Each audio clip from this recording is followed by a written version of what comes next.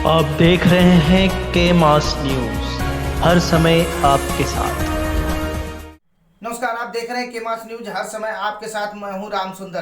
के मास न्यूज की ताज़ा तरीन खबरों को देखने के लिए डाउनलोड करें के मास न्यूज ऐप। इस समय मैं फरिया ग्राम सभा में मौजूद हूँ। यहाँ पर विनायक फार्मेसी कॉलेज के कुछ स्टूडेंट और यहाँ के स्टाफ लोग आए थे। पौधारोपण का कार्यक्रम यहाँ हुआ है।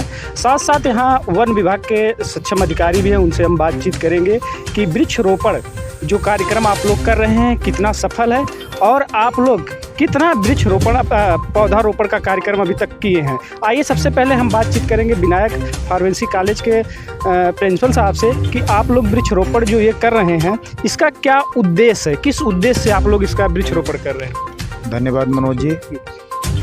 आज का ये जो कार्यक्रम है 1 से 7 जुलाई का वन महोत्सव के अंतर्गत जो वृक्षारोपण कार्यक्रम कराया जा रहा है, जिसमें वन विभाग के समस्त पदाधिकारीगण, प्रमुख जी और खंड विकास अधिकारी मैडम सबके सहयोग से यह कार्यक्रम कराया गया। वृक्षारोपण का जो जनमानस के लिए बहुत ही लाभप्रद है, पर्यावरण के लिए बहुत सुरक्षित है। यहाँ पर नहर के किनारे पर आने जाने वालों के लिए बहुत छायादार वृक्ष हो जाएंगे तो आना जाना थोड़ा सुलभ हो जाएगा और सबके लिए बहुत ही अच्छा कार्य है। और यह प्रयास आपके जो वन दरोगा जी हैं उनके माध्यम से चल रहा है और उन्होंने एक संकल्प लिया है कि मैं 5000 पौधे लगवाऊंगा। इसके लिए आपको बहुत बहुत धन्यवाद।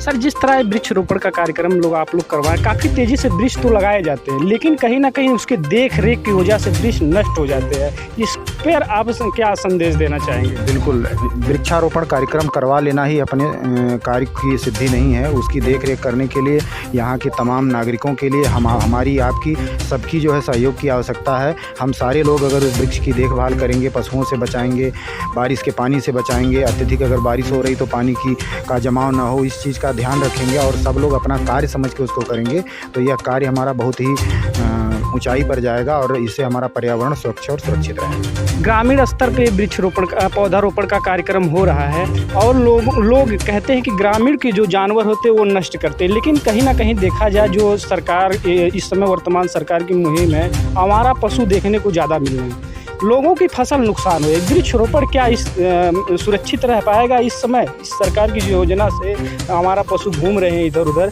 क्या वो लोग वृक्ष सुरक्षित रख पाएंगे? उसके लिए क्या प्रावधान होगा? अब वृक्ष सुरक्षित रहेंगे या नहीं रहेंगे यह एक चुनौतीपूर्ण कार्य तो है ही। निश्चित रूप से हमारा पशुओं की संख्या हमारे बढ़ गई है। सरकार ने प्रयास किया है, पशु बाड़ा इत्यादि बनवाए जा रहे हैं, उसके लिए आदमी रखे जा रहे हैं और उनमें आवारा पशुओं को पकड़ने वालों को प्रतिमाह खर्चा देने के लिए सरकार ने संकल्प लिया है। इस तरह का कार्यक्रम चल रहा है और हमें इसमें सहयोग के लिए सरकार ने प्रयास किया है। पशु बाड़ा इत्यादि बनवाए जा रहे हैं, उसके लिए आदमी रखे जा रहे हैं और उनमें आवारा पशुओं को पकड़ने वालों को प्रतिमाह खर्चा देने के लिए सरकार ने संकल्प लिया है।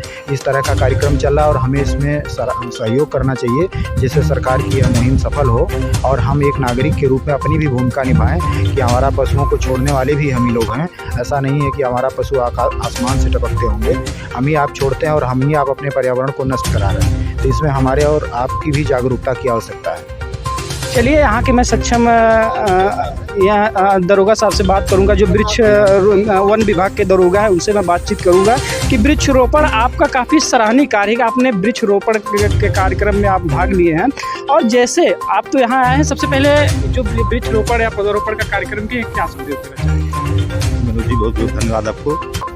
यहाँ पे वृक्षारोपण का संकल्प हम लोग लिए हैं। इसका नाम 5 हेक्टेयर का वृक्षारोपण एक पैच है हमारा, का नाम 5500 पौधे इस पे लगेंगे और जनता का भी हमें सहयोग चाहिए। जब तक जनता का सहयोग नहीं होगा तब तक हम लोग वृक्षारोपण को सफल नहीं कर सकते हैं। देख रेख के लिए हमारा का नाम एक वाचर इस पर देख रेख करता है, उसको का नाम सरकार की तरफ से जो भी का नाम मिलता है उसको दिया जाता है।